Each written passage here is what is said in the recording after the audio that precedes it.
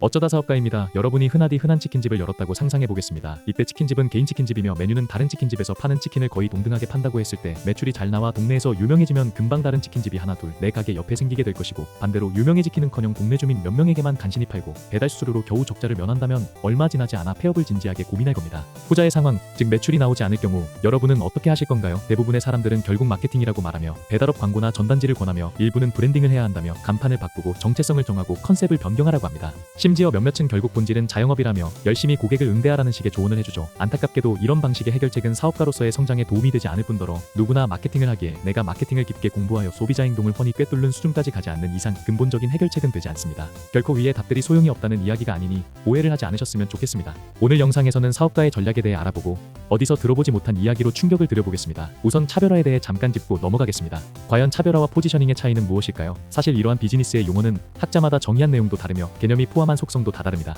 때문에 제 구독자라면 쉽게 차별화는 회사 내부의 관점에서 시작되고 포지셔닝은 소비자의 관점에서 시작된다고 받아들이면 됩니다. 차별화의 방법은 다른 영상에서 다루었으니 완성물을 가지고 와서 예시를 들자면, 여러분이 치킨집의 차별화를 수원한 갈비맛처럼 특제 양념과 낮은 가격으로 잡았다고 가정해봅시다. 그런데 이런 차별성은 여러분의 머릿속에서나 의미를 가지지 소비자 입장에서는 모든 치킨집이 특제 양념을 가지고 있으며 대부분이 저가 전략을 사용하기에 저 치킨집이 뭔가 차별성을 가지고 있다고 느끼지 않습니다. 이러한 이유로 포지셔닝이 필요한 것인데, 포지셔닝은 고객의 머릿속에 내 차별화가 각인되어 자리잡게 점을 찍는 것입니다. 이러한 설명도 너무 뻔하기에 바로 깊게 들어가자면, 소비자가 차별성을 느끼게 하는 법은 소비자가 제품이나 서비스를 볼 때 차별을 느끼는 포인트를 2개 정도 잡아 집중을 하는 것입니다. 가격을 미친듯이 확 낮추거나 가격을 미친듯이 확 높이거나, 디자인을 눈에 띄게 B급을 넘어 C급으로 하거나, 디자인을 눈에 띄게 럭셔리를 넘어 신성함을 느끼게 하거나, 양을 확 늘리거나 양을 확 줄이거나 사회적으로 기여를 확 하는 방식 등이 있죠. 위의 예시로 돌아가 저가정책과 시그니처 메뉴로 차별화를 했다면, 소비자의 뇌릿속에서 포지셔닝을 하기 위해서는 압도적으로 가격을 낮추어야 하며 시그니처 메뉴의 양 혹은 데코레이션을 압도적으로 다르게 만들어야 합니다. 그리고 지금부터가 전략적 사고의 시작이죠. 보통 싼 가격에 치킨은 7,000원에서 8,000원 수준입니다.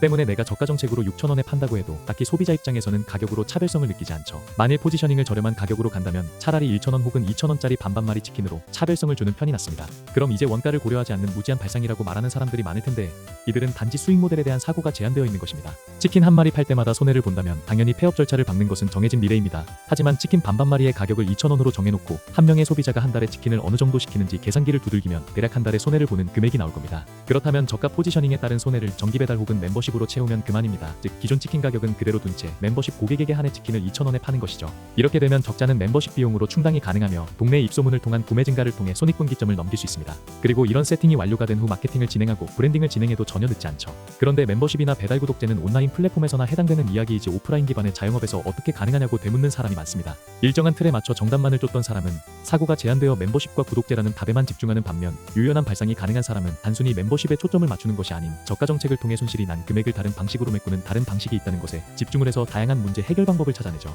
굳이 예시를 떠올리자면 핸드폰 어플을 개발할 필요 없이 간단한 장부 혹은 플라스틱 멤버십 카드를 만들고 매장에서 멤버십을 결제하는 사람이 생기면 시작 날짜와 종료 날짜를 수기로 작성하고 도장을 찍어 다음번 주문 때 이 카드를 보여주기만 해도 2,000원으로 결제를 받는 방식을 도입하면 됩니다. 이러한 전략은 갑자기 나올만해서 나온 것이 아니라 사업체의 근간인 타겟 소비자와 그 욕구, 그리고 그 욕구에 따른 제품과 서비스, 떠올린 제품에 적용한 회사 관점의 차별화, 그리고 차별화를 돋보이게 하는 소비자 입장에서의 포지셔닝에서 도출이 된 것이기에 결국 다시 핵심은 타겟 소비자입니다. 대다수의 사람들이 본질에 집중해야 한다고 이야기를 합니다. 이러한 논리로 커피숍을 운영한다면 커피숍의 본질에 집중을 하고, 숙박업을 한다면 숙박업의 본질에 집중을 해야 한다고 하죠. 그런데 다시 치킨집의 상황에서 전략에 맞는 수익 구조도 개편을 하고 시그니처 메뉴의 양념도 별도 개발을 했는데도 매출이 정체가 된다면 여러분은 어떻게 하실 건가요? 우선 매출이 정체가 된 이유를 알아야 하는데, 높은 확률로 직접적인 치킨집 경쟁 가게가 많고, 또한 내 사업체가 아직 초기이기에 그러한 경쟁 가게에 비해 이름이 덜 알려진 면도 있죠. 이럴 때 사용하는 알아두면 좋은 공식은, 아직 내 사업체가 초기라 이름이 알려지지 않았다면 본질은 그대로 둔 채 비본질로 승부를 하라는 것입니다. 호텔은 단순히 숙박비로 돈을 벌지 않고 웨딩 연애 대여 혹은 뷔페로 돈을 벌어들입니다.